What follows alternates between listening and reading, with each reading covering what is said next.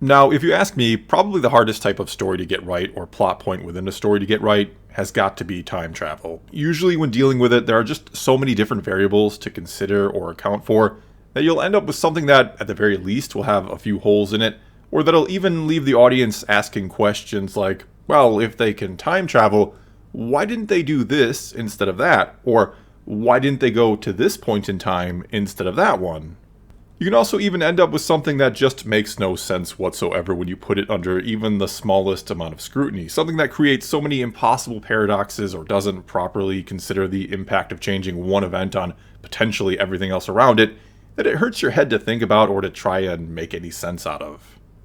Though maybe the biggest issue with time travel isn't that it's hard to get right, but that it tends to remove the stakes from a story. It's oftentimes hard to feel genuine fear for a character when you know in the back of your mind that it's always possible for time to be unwound and for things to be changed, for a character to be brought back to life, or for major events to no longer have happened. Basically, it's hard to care about a story or get into it when nothing in it feels definitive.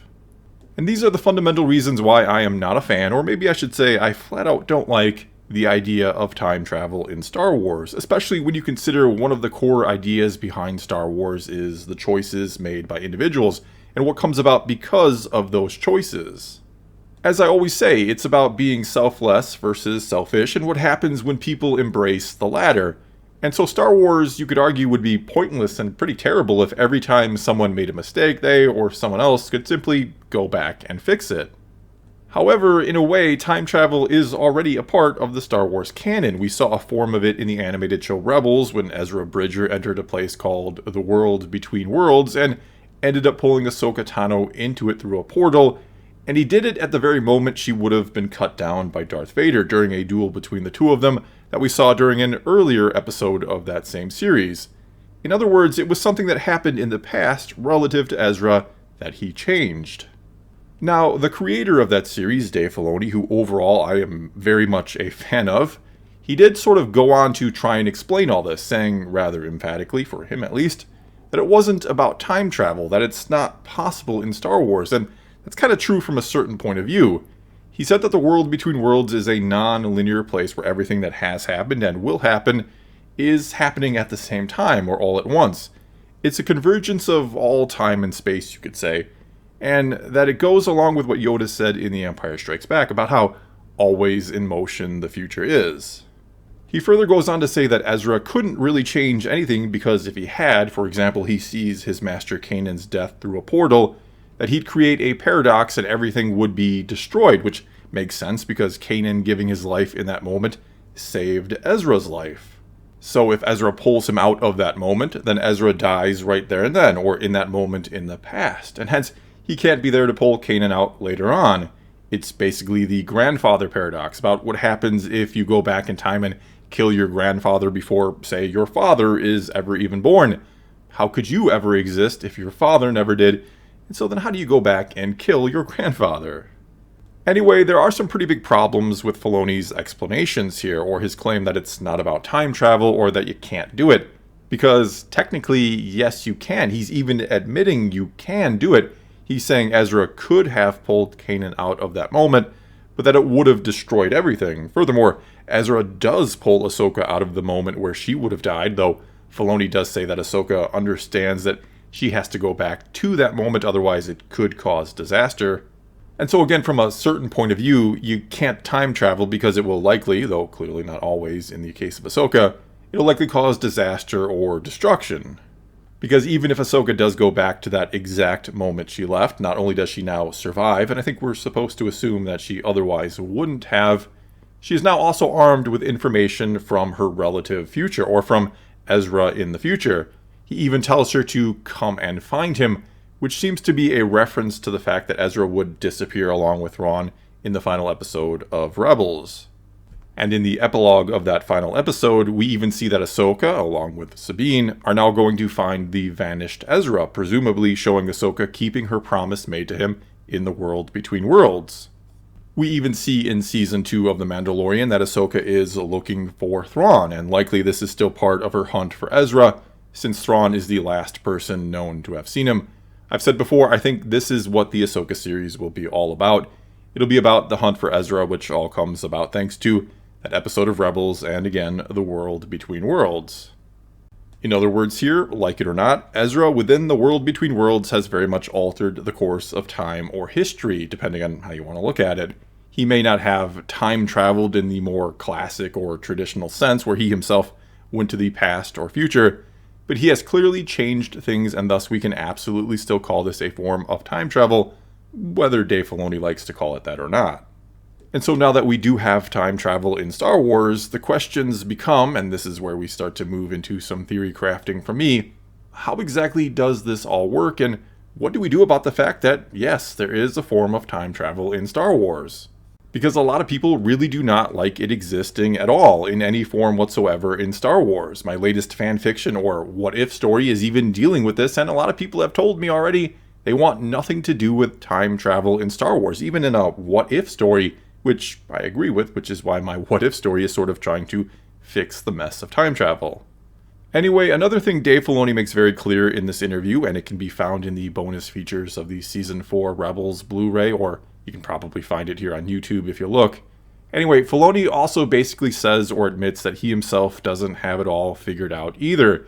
He said he likes to try new things in Star Wars and to see how they work and if they stick, and all in an effort to keep things fresh and interesting.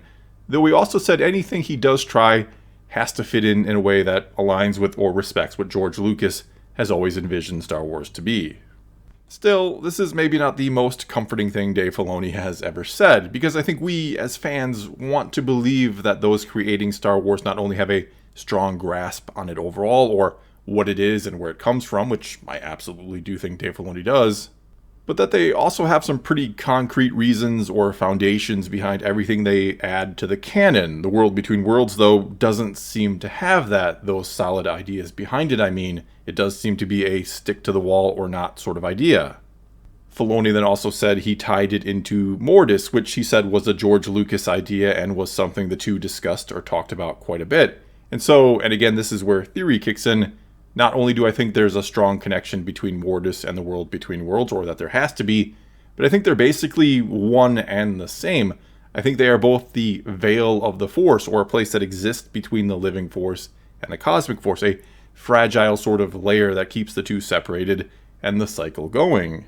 And that cycle is something we mainly learn about in the Yoda arc of Season 6 of the Clone Wars, how the living Force, which is what all life is made of, is powered by the wellspring that is the cosmic Force. In other words, when things die, they leave the living Force and become the cosmic Force, or a part of it.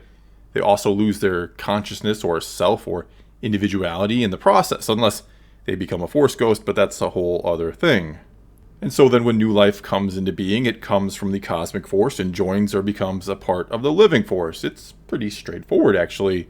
And so it makes sense that there would be some sort of barrier between these two. Otherwise, I would think the cosmic Force, which I imagine is something akin to an infinite source of energy, would just swallow up the living Force and nothing in Star Wars would or could exist.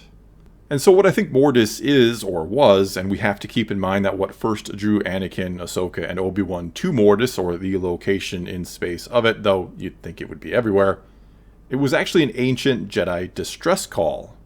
Which means I think the father of Mortis quite clearly is a former Jedi who somehow discovered or found his way into the veil of the Force and quickly realized how dangerous it would be if anyone else found their way in, that it's a place where reality can be altered or time can be potentially changed. And as Dave Filoni said, changing things or changing the past can easily lead to destruction. And so somehow this ancient Jedi created Mortis, or turned the veil into this place where it constantly shows or goes through the cycle of life and death, and the balance between the dark and the light with the son and the daughter. A place where all this is forever kept in check, or kept in check for as long as the father can, until he gets too old and starts to lose his power, which is basically what we see in the Mortis arc of Clone Wars, and what he wants Anakin to do. He wants to take his place for him. But when that doesn't happen, when Anakin rejects him and the father instead ultimately dies, Mortis ceases to be and the veil reverts back to its former state. Or maybe it even takes the shape of what Ezra wants it to be when he first enters. Not that he consciously makes it that way, it just happens. Because we do know Ezra always wants to protect those he cares about, and feels responsible for the deaths of others. Hence, what he finds is a place filled with portals back to moments in his life that he'd like to change. And Filoni even says that, of course, what he sees in there would have a personal connection to him.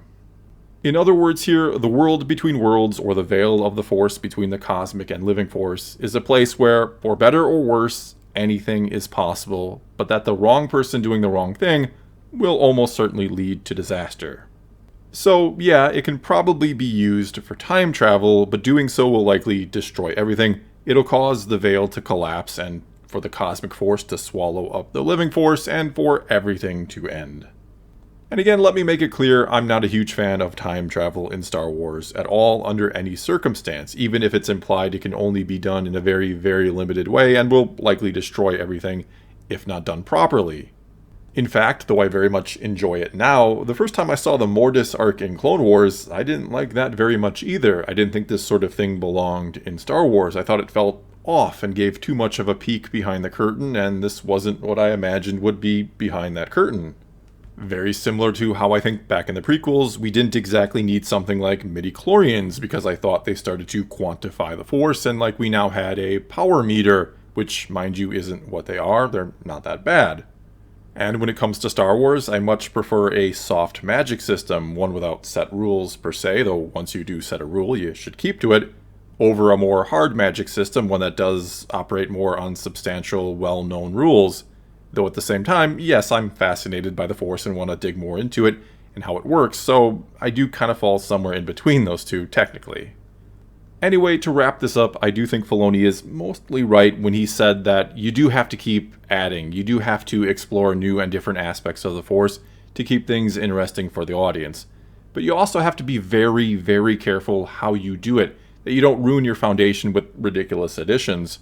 And though time travel in my book is the ultimate ridiculous addition in Star Wars under nearly any circumstance, I can be okay with the idea that it can exist, but that using it will almost certainly lead to disaster, which seems to be exactly what Filoni is saying about it. Well, that's all I've got for you this time. Now it's your turn to tell me what you think about time travel in Star Wars. Is there ever a place for it, or should it never ever happen under any circumstance? Even though it sort of already did. Whatever you think, leave a comment below, and let's talk some Star Wars. And until next time, thanks for watching.